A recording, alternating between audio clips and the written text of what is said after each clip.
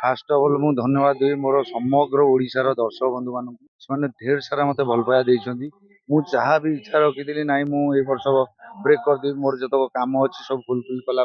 next year पुणी entry करी जो दर्शक मानकर भल पाइबा सेटा मो मन भीतर कोठी ना कोठी माने घूरी चला से भल पाइबा जो मुझे सब काम पछरे पकईदी अचानक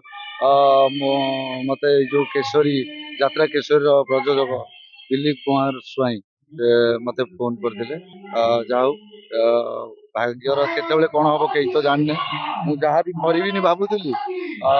निज माने घर पाखर ओनर घर पाखर party local party Bhubaneswar party सी जमती अप्रोच करते रहा मना कर जाऊ भाग्यवश तुमको अशेष धन्यवाद देवी मु जहाँ जहाँ भी डिमांड रखी से फुलफिल कर फाइनाल मु एंट्री कर बहुत मु खुशी अच्छी ओडिशार दर्शक बंधु मान एतिकी रिक्वेस्ट आपण मैंने सेमती भल पाया दिंतु सेमती आशीर्वाद दिंतु मु 100% चेष्टा करी आपण खुशी कर दरिया कूलर दरदी बंधु रंग प्रस्तुत नाटक रे आपन को माने दर्शक माने एते विभोर हो जाइतिले मते चेयर माडा करथिले रागी कि उठे नाटक बंद करथिले गोटे मंच रसुलगढ़ मंच रे सेमित अनेक जगह रे सेमिति किछि दृश्य तो देखा पय मिलिबो कि देखो स्टोरी विषय तो मु किछि जानिनी एबे तो जस्ट मु माने 4-5 दिन हला मु एग्रीमेंट खोली आसी बोली पूरा फाइनल हला स्टोरी कोन है मु जानिनी जहाँ भी स्टोरी लाइन थी मु करी किछि असुविधा नहीं बहुत खुशी अच्छी सर्वप्रथम मोर जो प्रोड्यूसर मान सब आसते से धन्यवाद जनाऊँ एवं यही जो यात्रा केसरे जितक पुराणा आक्टर मैंने अच्छा से अशेष अशेष धन्यवाद जनाऊँ कारण मु संपूर्ण नुआ से जमी रंगमल पुराणा कलाकार मान सहित आम